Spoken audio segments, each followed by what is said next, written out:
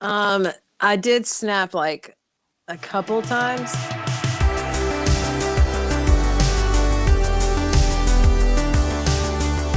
Hey guys, how's it going? Portable Trevor here, and today we have a very special guest. He's a musician, he's super talented. Please welcome JJ Williamson. What's up, man? Hey everybody, what's up? Hey, that was a super late response. Did you get, was it like delayed? Yeah, a little bit. Oh It's man, all good. that'll be interesting. All right, man. So what have you been doing during all this quarantine? What if about I've been doing? Say that again. What have you been doing since the quarantine started? Oh, since the quarantine started, let's see. I've really been spending a lot of time writing music. And if I'm not writing music, I'm playing Final Fantasy. Um, there's a Final Fantasy game on my iPhone that's fire that I put a lot of time to. And then also the Final Fantasy VII remake is one of the best games I've ever played in my life, and I highly Really? recommend it. That's where my quarantine has gone. Heck yeah. What's the game on your phone you've been playing? Uh, it's like a Final Fantasy War of the Lions. Not heard of that one. It plays like a Final Fantasy Tactics. So if you've ever played like one of those like Tactics Advance or something like that, it's just like that. And hmm I all of those games on Game Boy Advance and DS and 3DS. I'm a huge Final Fantasy nerd. That's a true story. That's rad. So JJ, like you're a really talented musician. I love seeing all this stuff that you've been posting. Like your stuff is super dope. And me and JJ actually went to the same college. He's in this group called Voices of Lee, and they were all just ridiculously good. And JJ was like captain of them for a while, I guess you could say. I don't know about all that, but that is high praise. Yeah, man. So what was your time like? And what can you tell me and the audience about Voices of Lee? What was your time like with that? Oh man. So that was at the time it felt like some of the craziest times of your life, like cuz you are rehearsing like for hours every day.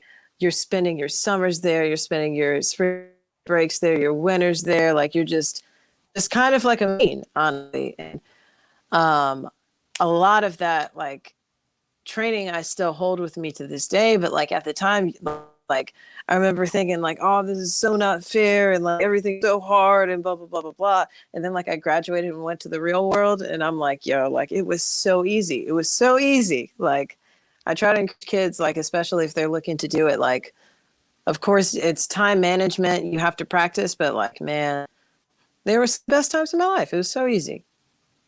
That's crazy. And from all the people that I've met that have been in like an a cappella group like that, like you said, it was, long hours, a huge commitment. Were there many times that it was just too much for you? Um, I did snap like a couple times.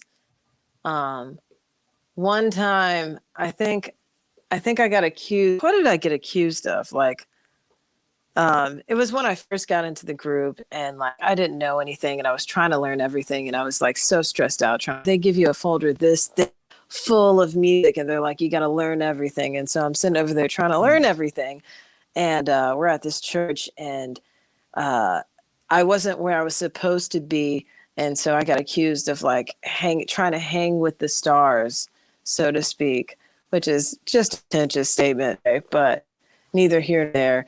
I got angry because I was really just trying to get a cup of coffee because I was tired. That was one of the only times that I like literally almost bit Danny's head off, like because he was just Jeez, talking. I was like, "Shut up!" like like snapped on him. Like that was the only there's only been like two times like that. The other time it's not appropriate for the air, but it's just twice. that's hilarious. So what were some of your like fondest memories with doing that? Because like you guys traveled all over the world, right? Yeah. Let me think. Some of my, like, honestly, I have some of the best memories with some of like people that I'm still friends with. Um, we, I got us kicked off of a cruise once. Uh, they like kept booking us on a cruise, and then I got us kicked off for drinking. So that's the Oh fun my story. gosh. What that happened. What else? Do you remember any of these crazy voices stories? There's a lady who told me that she died and that she had resurrected, and um, she was an angel, and that I What? was going to birth forth the generation from my womb, from my boyfriend or husband. That'll come with time. I'm telling you, crazy people are like everywhere out here, bro, especially in the churches. And I didn't realize that until actually having to travel to all of these churches of God. Oh my goodness, it was a crazy time. Yeah, I bet you've had some crazy encounters with like church people. It's been interesting. Like, I worked in the church. I love the church. Like, I think I have nothing negative to say about it. Um, I'm just not gonna do it no more. I got you. And what brought you to that conclusion that you were like, I kind of want to do my own thing. I don't really want to do music for churches anymore or be a part of it. Yeah, it was like I was trying to write from like a real place, and the positions that I was in wouldn't allow for me to like say certain things that I wanted to say that I felt like was my artistic expression. Hmm. And then, I started to see people like, Chance and Kendrick and like, like, I don't know, like even Frank Ocean, like people who can express their faith in their own way without like having to fit like in a box. And so I was like, you know what, I'll just do my own thing and see how that works out and figure it out all along the way.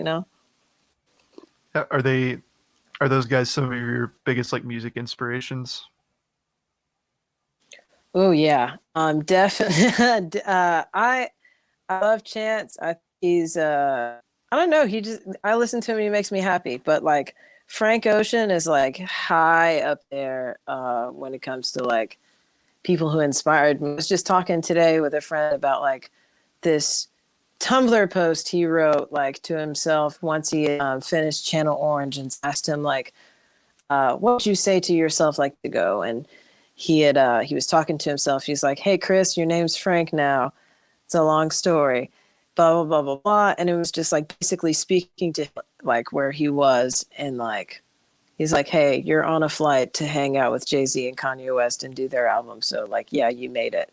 And it's like cool to see that like he was working at AT&T, he was working, and now he's like one of the most illustrious musicians in the world and like one of my biggest inspirations. It's just cool to see that like, I don't know, he did the same like musician struggle that the rest of us have to go through.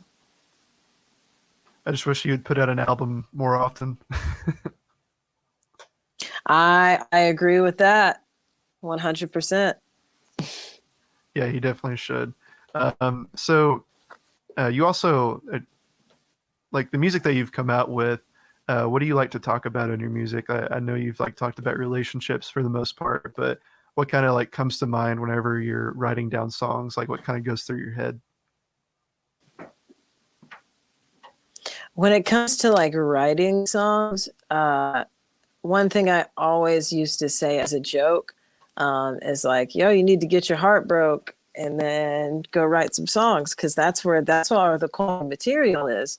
Like I joked about it, like that's really where a lot of my material comes from. Um, and I'm trying to not like just be a sad boy kind of deal. And thankfully, I'm in a relationship that is not like sad. Like I'm getting married, so there's been like songs that are like my first happy love song, Te Encontré, the one in Spanish. Like that's a really sweet song.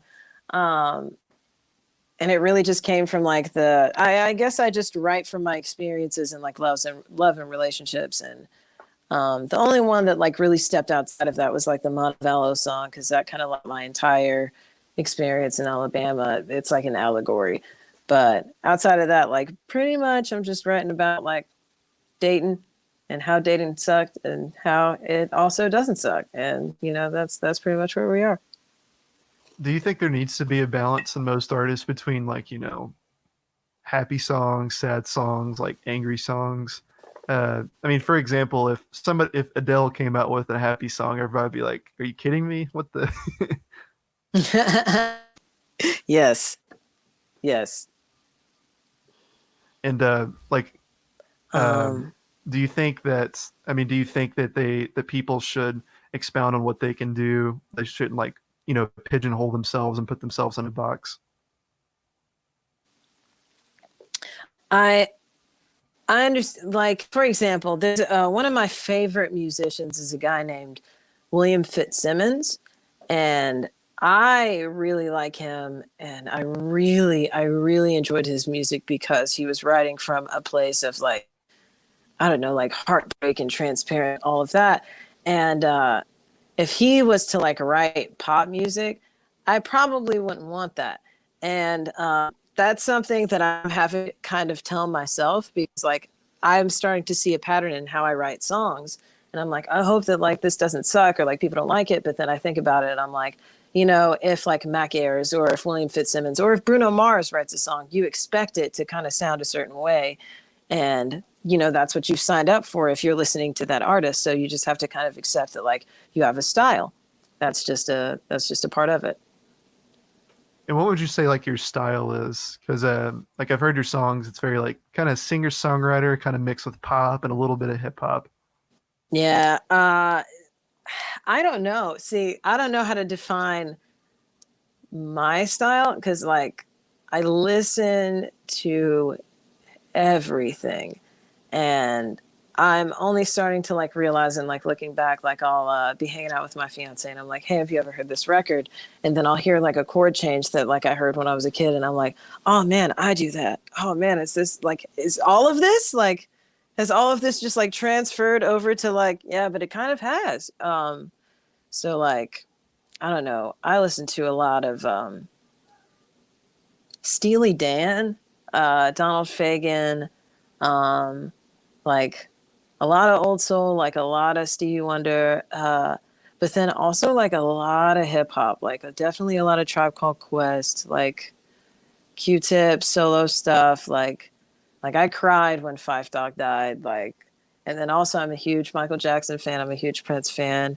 Schubert is my favorite composer. Like I don't know, like it's all over the place, man. That's rad. Do you think it does that ever like kind of scare you to take inspiration from something? Are you ever afraid like, oh man, what if like people are like, hey, you stole that, or hey, that's not Kind you? of, kind of. So like there are only so many chords that you have, and like there's one song that I wrote and I realized like the chord progression, I'm not going to say what song or what chord progression or whatever. I just realized that one of my songs was very similar to another song. And I was like, you know, that could be problematic, but I'm like, I don't know if anybody would know to make that correlation. It's just only something like music nerds are going to sit around and be like, oh man, this is like the same 1 4 flat 3, like, you know, 6. And I'm like, you know, nobody, it's not anything that necessarily I keeps me up at night, I guess. I thought it might, but it's gotten a little easier over time. Yeah, I've always found like being a musician interesting compared to like what I do with filmmaking. Like for me, I feel like the sky's the limit with like visuals and stuff. Yeah. But the with what little I know about music, like there's a certain amount of chords, there's a certain amount of notes, and there's only a certain amount of sounds. Like it's so hard to create a brand new sound that like no one's Yeah. ever heard of before. Feels Yeah. like almost everything's been done, but so it's kind of like everything's a remix, right? Yeah. And kind of, it's interesting though that like people like, I'd say like Jacob Collier, for example, like he's this dude in England, incredible musician. And honestly, he's finding new ways to make new sounds. And I'm starting to see a little bit of this too, where people either will like change the tuning of like the instruments. So instead of like tuning to like where people regularly tune, like A440, they'll be like 447. So it's like just a little higher than your ear is used to listening to, and it just gives it a little bit more energy. Or this guy, Jacob Collier, he talks about like directional harmony, where it's like you hear harmony and it like doesn't bother your ear, but he's not actually singing notes that you think are like on a piano. He's singing all of the notes in between, but because they keep the same amount of space, it's like this weird new sound. So I'm starting to see where people are taking influences from like because we only have like so many notes because that's what we know in our culture, but like I'm starting to see like Indian influences in music and like stuff like that, where it's like finding the in between, finding the cool little crunches to like make new sounds, make new palettes for people to like, I don't know, expose themselves to. And is that something that you want to do? Like, and do you think that's like pure creativity, or is it an accident, like discoverability? What is it? It's hard because like I want to do that. I don't think I don't know if I have been able to yet. I don't think I've like written anything where it's just like, oh my God, this guy's like blown the lid off of the creative writing process. But like I feel like I write good songs. But like for example, the way that Kendrick uses sounds when he's recording, when he does stuff in post, or the way that he can record an album and then flip the entire track list and have each one of those songs flow the exact same way they would as if they were flipped the other way. Like that kind of like, that's creating something. That is doing something completely new. And that's the kind of stuff that I feel like inspires people to like stretch themselves. But I feel like I'm stretching myself, but like, I don't know if I'm on that level yet. You know what I mean? Yeah, Kendrick's one of my like all-time favorite artists because he pushes the agenda of like what hip hop can be. I think like Yes. like To Pimp a Butterfly is just brilliant. One of my favorite albums of all time. It's brilliant. 100%. Oh my gosh. I love when you figure out that that poem that he says like throughout the album is actually to Tupac. Oh And man. I love that when it came out, like I love that like white people were like, man, Kendrick hates white people. What the heck? And it's like, no, you're missing the point, bro. I do remember that. I will tell Mhm. you, that was the one album, like we used to do this thing at Lee for homecoming. We would perform at Lost Moss. Mhm. And that was just like a place where like, I guess the professors weren't going to be in. If you were old enough to get in, then you can get in. And everybody just like got really freaking wasted. And there was one year I was like, you know what? Like, I feel like people would really like some To Pimp a Butterfly. And so that year we did All Right and we did King Kunta. And I have never seen Lee people turn up so hard in my entire life to this day. And I'm like, over King Kunta? Like the intro came on, I said, I got a bone to pick. Man, every person in there, I want your monkey head mom sitting on my throne again. Like it was over. I was like, yo, this is crazy. I love that. I love that he has that kind of influence and that kind of reach.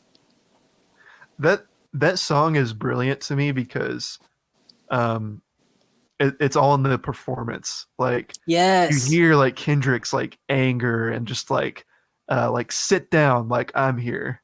Like that's Yes. this I love the aggressiveness of that. And that bass line is just Oh unbeatable. my goodness, man. Like that whole little half step back to half step up, half step down. That thing is, whew, I like that thing.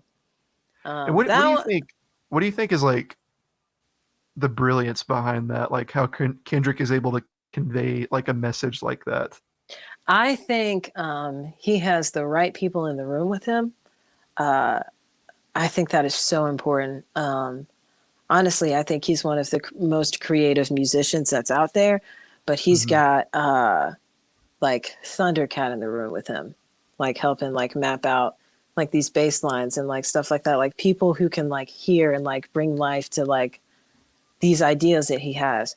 I think it's a two-part process. Honestly, like I think it's crazy the stuff that he comes up with. I've seen like jokes, like memes where they'll be like, what it's like to engineer Kendrick in the studio, and he'll be like, okay, run that backwards in reverse, and then add a low voice on top of that. And then I need somebody in Chinese to say, I love you to this person on the left speaker, and then in the right speaker. And I'm like, yeah, but it's kind of like that. But like, how do you hear stuff like that?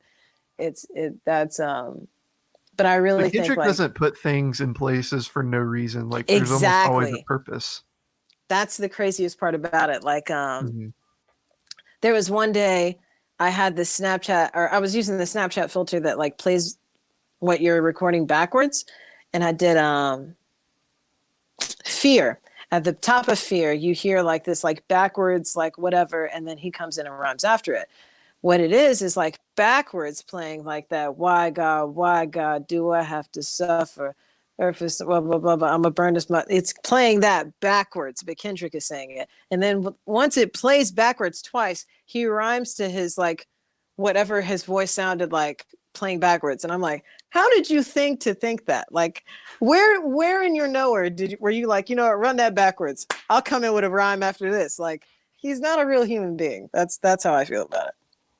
Oh yeah. Anytime somebody can, like, I appreciate that with like hip hop because with Kendrick it's not all about the sickest beats or Mm-mm. how fast you can rap. It's just being like having fun and being creative. Like I guarantee he wasn't like, all right, I'm gonna blow everyone away by doing this. I Yes. guarantee he like just played with it and was just like, this is cool. All right, let's Yes. experiment a little more. The Untitled Unmastered album, I was listening to it one day and I was like, you know what? This is a jazz album, dude. Like this is a freaking Miles Davis album. And I've there's never no way thought of around that. it. Like listen to it again. Like it's 120% just a jazz album with rap on it. Like all of Interesting. the instrumentation, everything about it, like, and that's only somebody like that can put out something like that and have it like sell and have the reach that it does. It's just testament to his creativity. Is there anything that you've done with your music that you were like, let's get a little experimental. Let's try this. Let's just see if it works. And then you just like kept tweaking it and kept tweaking it. Yes, it hasn't been released yet, but Ooh, like some of my songs, I've been like, there's like an outro that like I recorded and I haven't tweaked it to where it's just right, but like when it comes out, like with the album, like that's gonna be fire. Or uh, I don't know. He posted on his Facebook. Can I talk? I should be able to talk about it, right? Right. All right. So there's what I'm by the way, working with this JJ is talking guy. to his fiance. He's not just like talking to a random voice. I'm just talking to myself over here in the corner. Um, so you think this is fine, right? Yeah. Okay. Cool. No, I'm working with this guy named Nicolay. He is a producer for my favorite band that I followed for a long time called Foreign Exchange. And honestly, the connection happened because I was doing covers of their stuff back when I was in high school. Like we connected and whatnot. And we've kind of kept in touch over the years. And then I started sending him some of my stuff and he started really liking it. And so like we are going to be putting out a project that is the thing that is happening.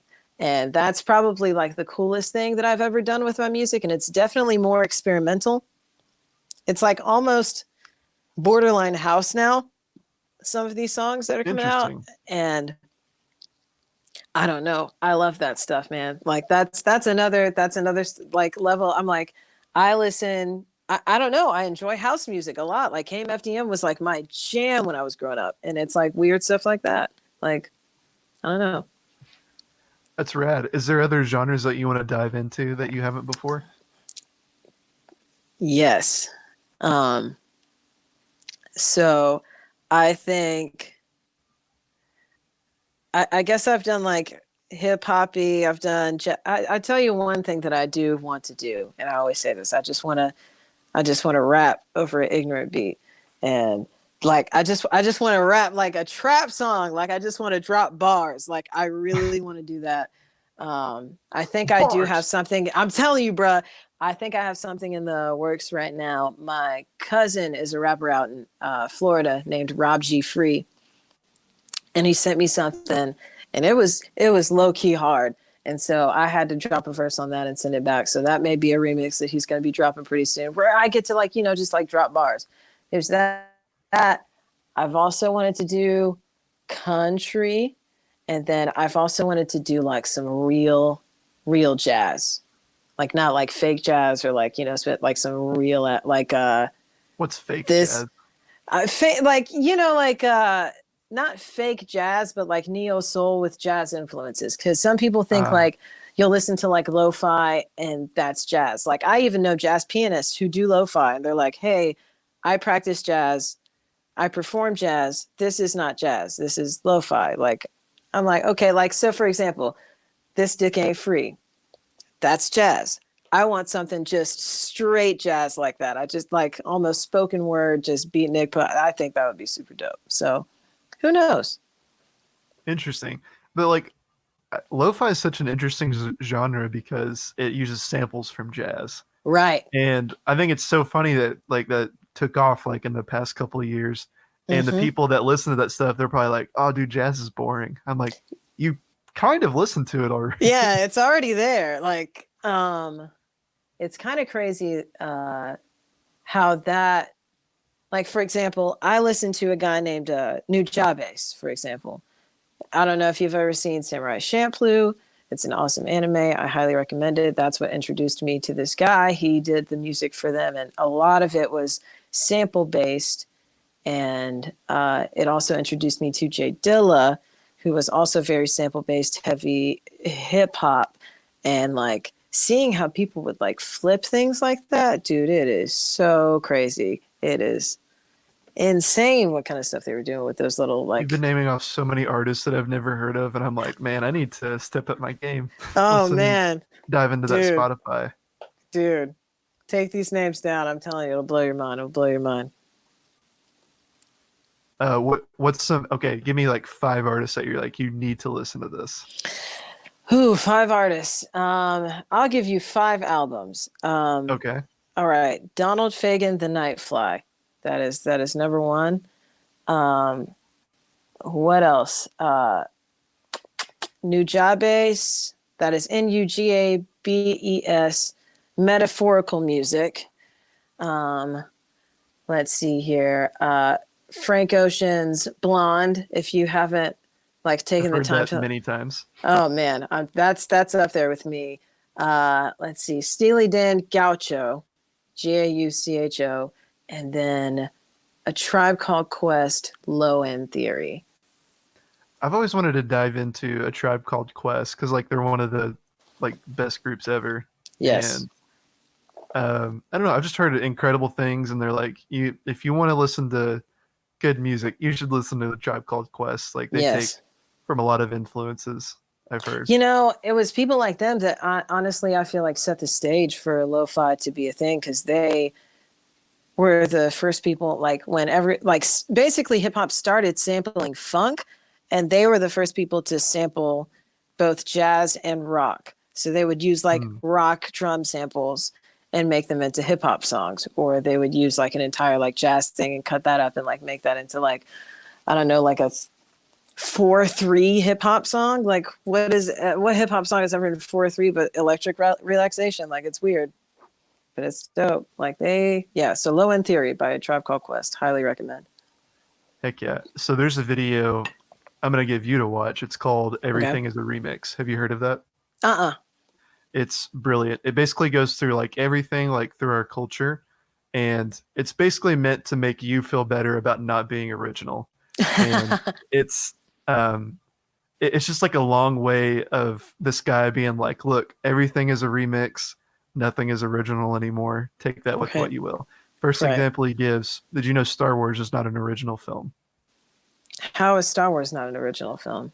So the story kind of is, but it takes a lot of inspiration from old serials back in like the 19 like 30s, I think. And so like Han Solo, like Luke Skywalker, like everything, it's based off like these old TV shows. Like, have you heard of this show called Flash Gordon? It's like a really Yeah, old yeah, show. yeah, yeah, yeah. Yeah, so Star Wars was heavily influenced by that. And it Yeah. also like goes into music and just culture and like productions and everything. It's really cool. Everyone should watch that. Hold on. I need to say that for me one more time. Yeah, it's just called Everything is a Remix. Everything is a remix. Hmm. It's a video series. I'm definitely going to check that out. That's super interesting. I'm glad I watched that at a relatively young age. Like I was like Hmm. 17 years old, and like I remember at the time I wanted to like create like I was so afraid to pick up a camera because I was like, man, like my idea, I feel like it's been done before. Hmm. And that's that's my advice to everyone. Just do whatever is in your brain. Like guarantee it'll be okay. Nobody, as long as you don't blatantly copy someone, just go make whatever you want. Right. I Hmm. agree. The other side of that is like as a musician, what happens is you think, okay, so I'm writing this song and I'm writing it from this place, but like I don't know if people are gonna get it. Like, Mm. like is nobody gonna get it? And then I read this book by Mark Manson, and it is The Art of Not Giving an F. Yes, I And have that book. I need to read it though. oh man, it's great. But in that, he talked about specifically that problem, and like giving art to people. And he said basically, if you think that nobody has experienced what you experience, that's a form of conceit. Like, I know you're trying to be like super humble, but like everybody has been through what you've been through. Like, of course, Mhm. release an authentic art. Like, so, if somebody somewhere is going to know like where you're coming from, so like don't feel apprehensive about it.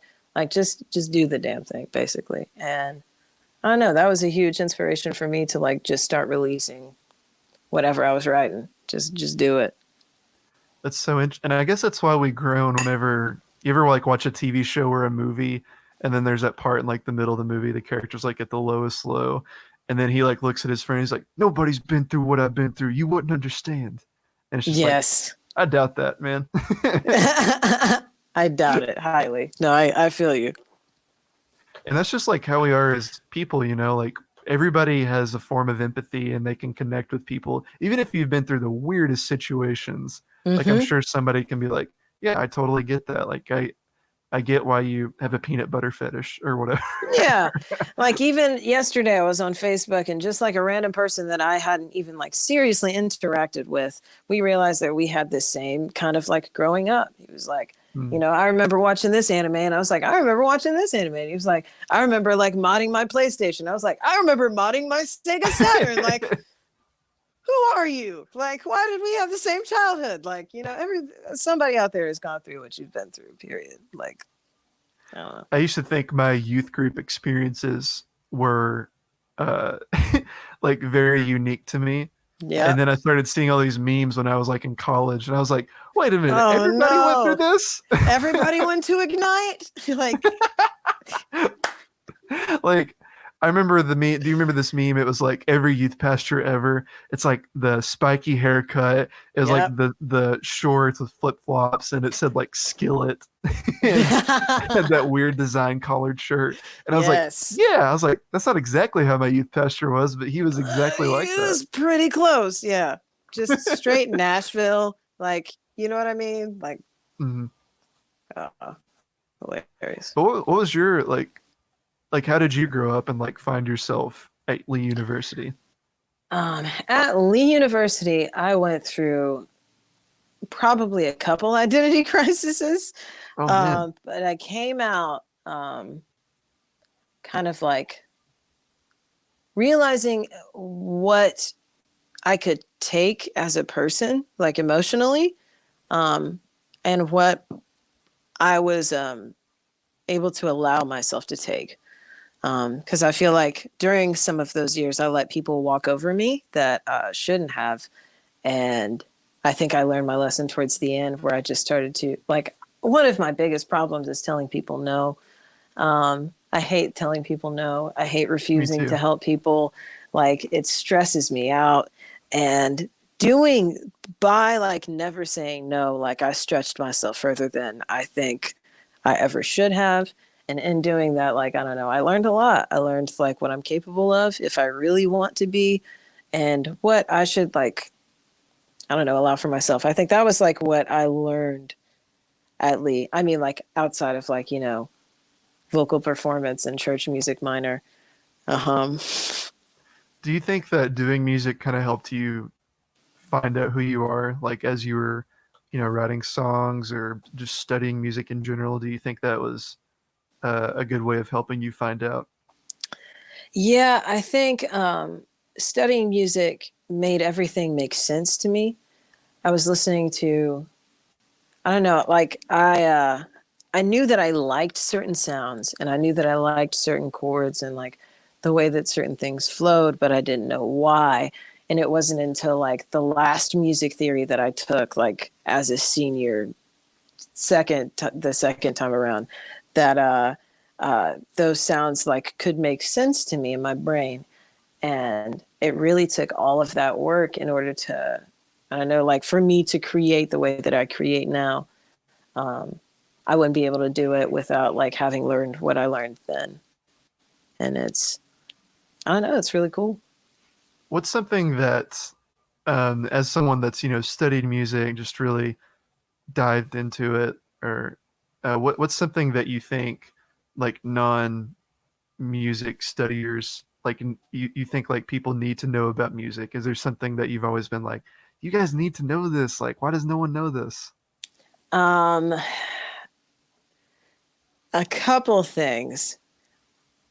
One one thing that always bothers me. All right. DJs like to do this thing where they like do a mashup of two songs. Hmm. What they do, like if a good DJ does it, like he will take into consideration that one song is in one key and the other song either needs to be in that, like already exist in that same key, or somebody's got to change. But they'll do this thing where they have like this one song in a completely different key than what the beat is going on, and they'll just play it, like they'll just blast that thing loud as hell, and you're like, how did you hear this and think that this was fine? Like it's not good at all. There's that, and then there is um when I was growing up, I thought that I had to be the smartest person in the room and like only like this like super prestigious like group, or this band I like because they're super advanced or whatever. And I wouldn't like let people know that what, that new Justin Bieber song goes hard, like Yummy is fire, like. And I don't know, I started to like, it was like in my later 20s, I was like, there's no need for a guilty pleasure. Like if you enjoy that song, enjoy that song. I feel like people, because they are afraid to like step outside of their own boundaries or whatever, they just are like, I like this and it's only this. I'm like, man, if you like something else, don't be ashamed to like something else. Like, just like what you like, man. Like it is what it is. Like I listen to music in Japanese. Half of the time I don't understand what the hell they're saying, but I like that shit. And that's where we are. Like, That's rad, and I feel like that translates over to a lot of forms of art. Like, I feel like there's a level of pretentiousness with pretty much anything ever, yeah. and like with filmmaking, it's no different. And like, there's so many people that are like, "Oh, you don't like A24 films, or you don't think Wes Anderson films are the greatest things ever made? How dare you?" Yes. And to that, I'm like, dude, like, I made a video about how much I freaked out over Space Jam 2 being announced. Are you Yo, gonna and be mad that I'm not pumped about an A24 film? I'm here for that. That's exactly what I'm talking about. Like I can enjoy Donald Fagen the Nightfly, and I can also listen to Cardi B and not feel any sort of shame. Like Cardi B drops fire. I don't care. That's it. That's how I feel about it. JJ's Twitter timeline cracks me up because he'll talk about these crazy artists that I've never heard of, but then he'll be like, guys, Kanye West. That's very true. That's very true. Oh, wait. And then, sorry, the next tweet will be like, yo, Dragon Ball Z. Exactly. I tell you what, power levels are crap, and that is a hill that I will die on. I know that people like to argue with me about this, but it's just not about it. It's not about it. They were introduced to be stupid, and that's how I feel about it. But yeah, no, Wait, are you I'm talking about in Dragon Ball Z, like when they're like, absolutely. it's over 9,000? Yeah, I'm like they did that. The reason they did that was to prove that like people measuring power is meaningless, and it really depends on like the technique and the heart of the person that. But whatever. Neither here nor there. I'm a huge anime nerd, but now I'm starting to realize like I'm kind of like the old guy in the room, and so they'll be like, "Have you seen Blue Exorcist? Have you seen Demon Slayer?" And I'm like, I've seen Yu Yu Hakusho, which was the exact same storyline. Like, I don't know, like I can only do it so many times. Like,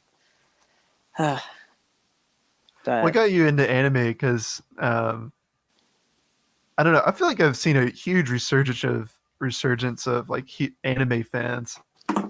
hmm I think what got me into anime initially was I'm huge into languages. Mm-hmm. And I think I saw like the original Dragon Ball cartoon or something when I was a kid. And I thought that it was like incredibly cute or whatever. And then I saw Dragon Ball Z and like that was super dope. And then after that, like it was game over. Like I found like the anime section at Blockbuster and then I was renting everything from there. And that was pretty much it for me. What are you doing? I'm going to the bathroom. Oh, okay. Well, I'm trying to. Hold on. Actually, hold on. Give me 2 seconds. Do I need to mute this? I've never had a guest go to the bathroom during the show.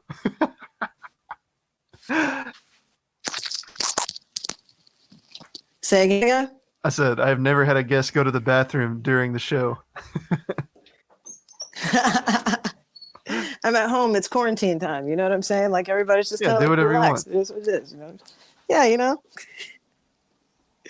That All is right, so perfect. funny. So no, but anime I got into because I was huge into languages. I got huge into Spanish. I got huge into Japanese. I got huge into German and French. But really, what lasted was Japanese and Spanish. And I still like, for example, there was an anime on Netflix that if you watched it in English, the names were wrong. If you watched it in Japanese, the names were right, but the subtitles and for it were with the wrong English names. And so it was like, well, what do you do? And so we had to watch it in Japanese with Spanish subtitles, and it worked. I couldn't That's believe awesome. it worked. I've only seen a couple anime. Like I've seen the original, like Dragon Ball cartoons Yeah, or episodes, and I saw it all on Toonami because that's how I was right, introduced to right. anime, like most early 2000s kids. Yep. And well, I, okay, tell me what you think of this. Should I call myself a 90s kid if I was born in 94? If like most of my memories are from 2000s? I don't know. See, because like I'm an 88 baby, right? Hmm. So I don't know. Like I say I'm an 80s kid, but I'm not really. Like I was alive in the 80s, but like I remember like everything about the 90s. I remember when Power Rangers dropped, man. I remember when Spice Girls and Backstreet Boys came out. Like I remember all of that stuff. Like all those crazy, like Jewel, like winning Grammys. I remember all of that. And I don't know. It depends. Like, are your memories like in the 90s or are they like, because I remember I found Dragon Ball Z and Dragon Ball on UPN in the 90s. Well, I was born in 94, so 99 I was 5 years old. Right. So like I remember kindergarten super vaguely in like Right. 99 and like going into the new year and everything. So Right. but like all my memories I remember, like, freaking I grew up with like Disney Channel and everything. But Yep. and Nickelodeon and SpongeBob. But like a lot of the things from the 90s that like 90s kids like praise about, like, oh man, you don't understand Rugrats or Doug or anything. I'm like, I watched that. That was fun. Yeah. Like Like, I that kind of carried over into the 2000s. And same with every decade. Like you definitely experienced the 80s a couple years into like the early 90s. honestly, you're right. Like, my parents, they had like these VHS cassettes where they Hmm. had just like recorded music video channels, like on like VH1 or something, but it was like all 80s videos. And so I grew up like just watching like 80s R&B videos, like old school soul, funk, or whatever. But like, I don't know, it was like Prince, it was like Whitney Houston, it was Michael Jackson, it was like all that stuff that was popping back then. That's awesome. Did Prince's death like really affect you? Man, that was when I was working at a church in Alabama when Prince died. And I remember I found out when I was in my office, and everybody at the church, they came to me, like they came to my office and they were like, "Hey, if you need to go home, you can go home." Because they knew I was not okay. Like Jeez. I cried when that happened. Like I spent the whole day like running errands. I was like, there's no way Prince is gonna die. Like, nah, he's fine. Like Yeah, see, like they got him, like he got his vitals, and they don't have his vitals. Like Prince died today. Prince died today. Wow, like that was a hard day. It, I tried to watch that Prince special that they did for like the Grammys, but really mhm. the best part was the Foo Fighters doing "Darling Nikki," and everything else was okay. But like that was fire. I need to watch that. I'm a huge Foo Fighters fan. I am a huge Foo Fighters fan. Also, true Like story. my number one guest, if somebody came up to me and was like, "You can have any guest on your show," I'd be like Dave Grohl. 100%. I would love to Like, just like spend an hour just talking with that guy, oh just to yeah, pick his brain. Like, ugh. and like I've watched a bunch of Dave Grohl interviews, and so many of them ask him the same like stupid questions, and I would just like to sit down with him and get to like actually know him because like Mm. I hate when I watch an interview with him and they're like, what was the day like you found out Kurt Cobain died? And it's just like, dude, Like, he's been asked this 600,000 times. Go find that I in another know. interview. Jesus Christ. Like, talk about literally anything else. Like, yeah, no, The I hear dude's you. had like he's only in Nirvana for a couple of years, and Mm-hmm. he's been in Foo Fighters way longer than that.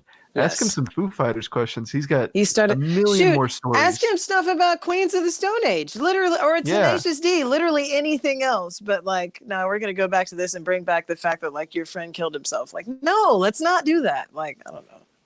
yeah. But his response was kind of different every time. I mean, it was the same truth. He wasn't like I don't think he was lying, but he every time I've heard him say something like, I didn't even listen to music for a whole year. I didn't. He said it was just hard to do anything during that time. And then I like click. I'm like, oh, cool, another Dave Grohl interview. And it's just like, what was it like when Kurt Cobain died? I'm like, do your research, bro. Yeah, like he said this before. Yeah, but No, I that's what I hear want to do with this show, man. Just like, and I feel like I've gotten to know you way better. I know you way better than I did, 47 minutes ago. you. True, true, true. Yeah.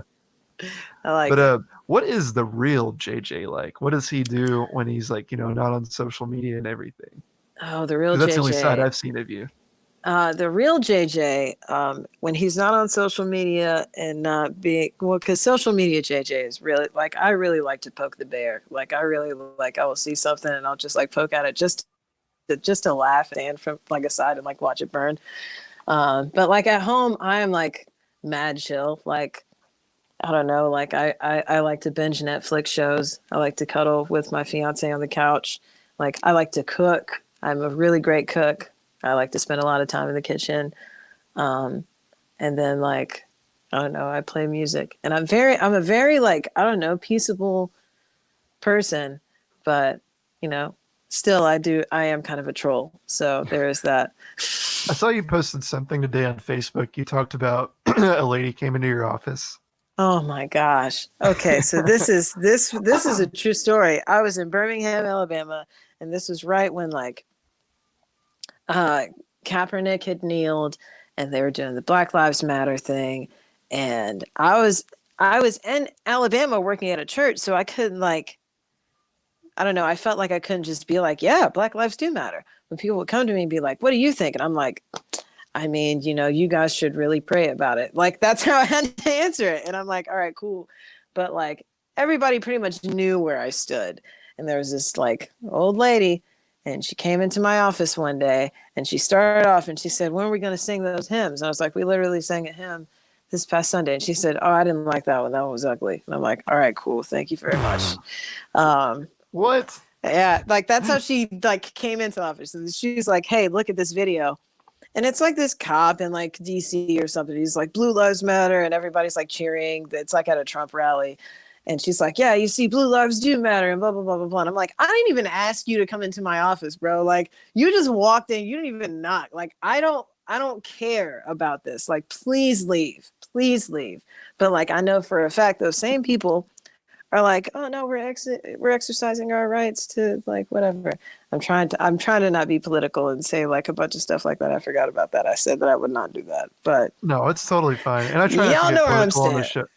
show. Y'all know where I I do stand. try not to get political on here simply for the fact that this show is so new and I don't want people to get turned off or whatever. Right. I'm not afraid to get too political. Like I've had people on here talk about Trump and talk about like, the the pandemic and what our government needs to do. Like, so Yeah. it's no different. But, don't. My advice to people like that: just don't be an asshole. Like, just Yeah. Like like it's so easy if you to know not be somebody, an asshole. yeah, Like, if somebody thinks differently than you, storming into their office and pointing the finger at them is not going to help. probably not. Like, yeah, no, I agree. I agree. Like, it's It's a just going to crazy make time. people mad, and it's going to make JJ post about it on Facebook. Exactly. And if not now, then years later, when he can mention you by name. Like, Totally. Well, ladies and gentlemen, we're nearing the end of the show, and oh yeah, JJ has a song to perform for us. I do have a song to perform. All right. And what is it called So again? this song is called She Can't Sleep Without Me. Awesome. JJ Williamson, everyone. All right. So I wrote this song when I was on the road. I traveled with a band called Young Hearts. And we were like, I don't know, in like North Carolina, and I was having to make the drive back home. And I realized that like my fiance, she literally stayed up all night waiting for me to get back because she could not sleep without me. And that's where this song came from. So here you go.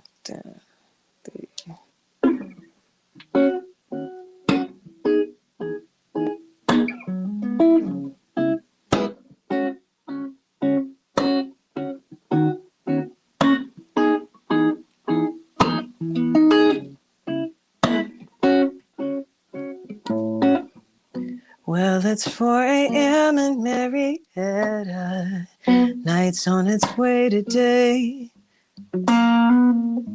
She can't wait till I'll be back beside her. The overplayed cliche. I'll book a bus, I'll ride a train, I'll drive a car, I'll fly a plane just to get to you, baby. All I know is that tonight I'm 98 and 6 degrees far away from you, baby. Say, she can't sleep without me. I know that she'll be up all night. She can't sleep without me, but I know it'll be alright. She can't sleep without me. I know that she'll be up all night. She can't sleep without me, so I'ma come and make things right. Isolated hearts and vacant driveways, another shower alone. 1924 will come us some days. Go pack another bowl. On your phone and hidden folders, reminiscing about the times we had together lately.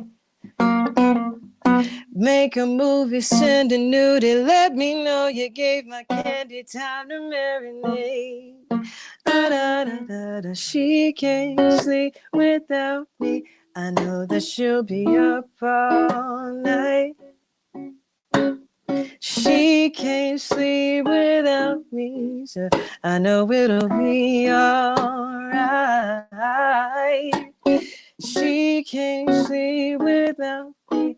I know that she'll be up all night.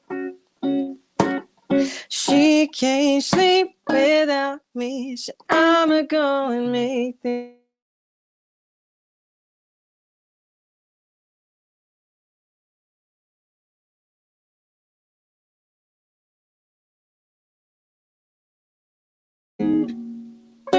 Just to feel like I'm not so far from you, baby. I'm not far from you, baby.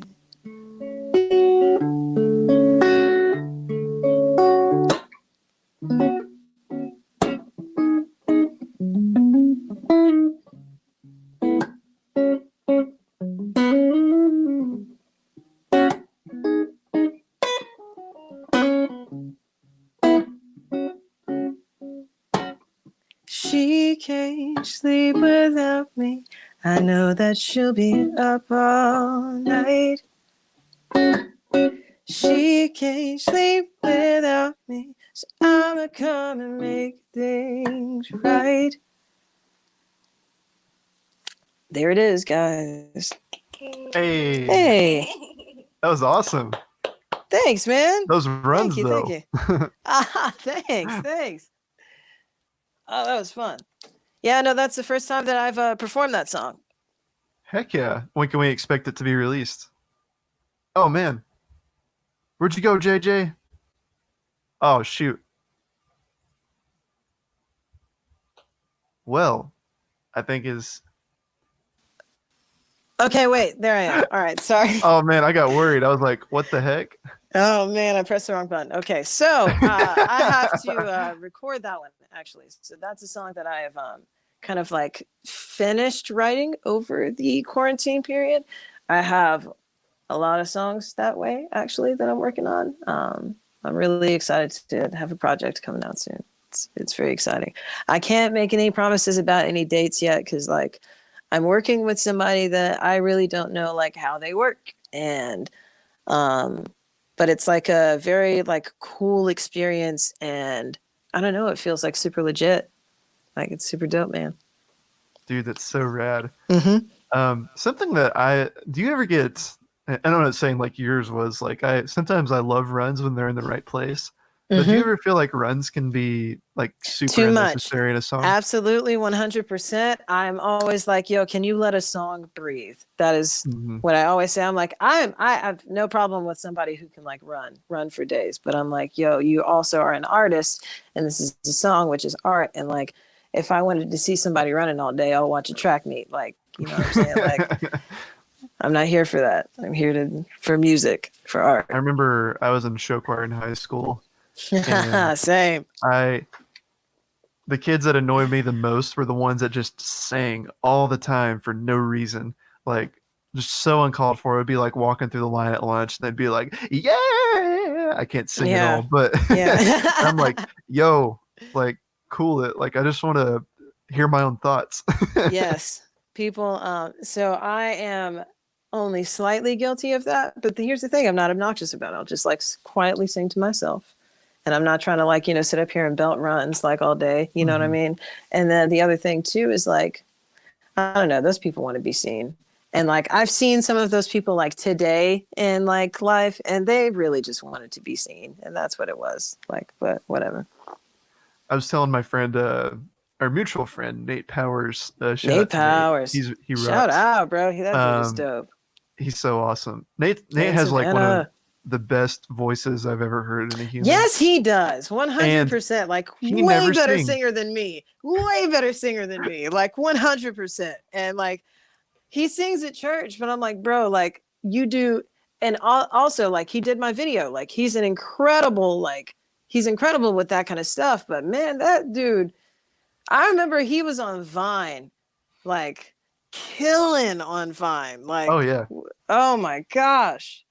Like my fiance, she was there at like the recording and I had to tell her, I was like, she had no idea. I was like, nah, bro, like this dude sings better than I do, like by leagues. Like, I don't know why he doesn't sing. Drives me crazy. but like that's what I was like telling him one time. We were on a road trip, Uh-huh. and we were like singing some kind of song, but he was singing it like purposely like off key and just like being goofy. And I was like, Nate, I just realized something about you. You like I know so many singers that just sing for no reason, and I can't even like have a conversation with them. But you don't even do it for fun. You do it if you're on a stage, you're singing. Like anywhere else, like you're not doing it. Yeah. Yeah, exactly. I think that's I'm so funny though. That is dope. I like that guy. Him and Savannah, they're great people. Yeah. What can you tell? Yeah, I'll let you. I'll let you do this, but plug in that music video that Nate and Jaren shot for you because it's so Yes. cool. So I shot a video to one of my songs called Changing Scenes. You can find Uh-oh, he's frozen. Is he about to get kicked out? Shoot. Well, this ain't good.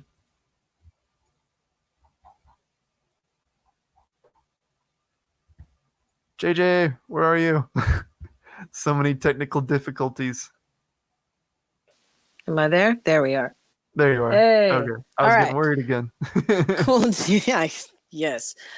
So the way that this happened, Nate had reached out to me after I released a song called Ships, and he said, I want to work with you on something. And honestly, the way that this Changing Scenes song happened, I had written it because, I don't know, I was kind of a player at one point, and then my fiance came along and changed that. And then, like, the song kind of like directly talks about that specific situation. I'd written it on guitar, and then a friend of mine, Coop, sent me a bunch of beats and was like, listen, like I just have these, like, you know, write to him, whatever. And the structure of the song fit the beat perfectly. So I had this, and then Nate was like, I want to do a video with you. I want to make you an anime villain from like Akira and blah, blah, blah, blah, blah. So I was like, dude, listen, here's the song. I sent it to him, and then he was like, when are you free in September? And I'm like, all right, let's go. And then, like, probably the week before, he was like, Jaren's going to be doing, like, you know, setting up shots and stuff. And I'm like, also, Jaren is one of my favorite people on this planet. Oh, He Jaren got rules. in. Jaren rules, dude. He got into Theta after I'd graduated, but there was one time I came back to like visit a bunch of my boys, and they were all hanging out at Jaren's house. And so, like, I would just, you know, go visit, and he's like, oh, hey, man, this is my house. Like, I've heard so many good stories about you, man. Like, no, please make yourself at home. Like, but like, he is like, I've been like traveling on the road and like had nowhere to stay. And he's like, oh, no, please come stay in my house, like in my living room. Like, just the best guy. Like, totally comes in clutch. Like, just, but then also, like, that video, like, they took me in Jaren's shower and threw neon paint on me. And then, like, put on a black light in a dark room at the end, and like that was it. Like, that was the vibe. And they were like originally like, oh, we'll just do like your upper. I was like, no, take my shirt off. Like, we'll do the whole thing, man. Let's go. Like, let's do the whole thing. It was like a Missy Elliott video, man. It was Dude, dope. let's go. That's awesome. I was gonna ask So like how you did that because I was like, I love that paint effect. I can't tell if that's something Nate did in, you know, in editing or if that was like, you know, practical. yeah, it was practical. They got a bunch of paint and threw me in a shower, and like my fiance like went and speckled me or whatever. And like I still have, like, I have a pair of pants that still have like neon paint like stained in them forever. But like I'm like, oh, this is like my memento for the video. But Would you wear yeah, no, them you ever yes, again? oh no, I wear them all the time. That's Um, awesome. yes. But I will say the video's on YouTube under you can look up the JJ Show, Changing Scenes. It's on Twitter, it's on Facebook, it's on Instagram, it's on Nate's page, it's on my page. Like, you can find it just about anywhere if you want to, if you just like take a couple Google searches. So it's the JJ Show, Changing Scenes. It's a really dope song. I've been listening to it again recently. And I don't know, like, it's always weird listening to your own music and being like, oh, I don't know how I feel about this. But like, I was listening to it recently. I'm like, you know what? Objectively, this is a dope song. Like, I don't know, like, I like this song. No, that's cool that you're confident about it. Mm-hmm. I've learned to do that with like some of my videos. Like sometimes I make films and I'm like, I don't know if this is good, and then people be like, dude, be confident in that. And I'm Yeah, just like, like, you know this. you know Yeah, what, yeah, this is good. yeah, I exactly. like this. But JJ, thank you so much for being on the show, dude. This was so much fun. Thank you for Thank you showing us so a much, man. brand new song. Like this was a blast. Hope to have you on again in the future. Yes, man. And Anytime, anytime. heck yeah. And I hope the rest of you have a blessed day. See you later. See you guys later.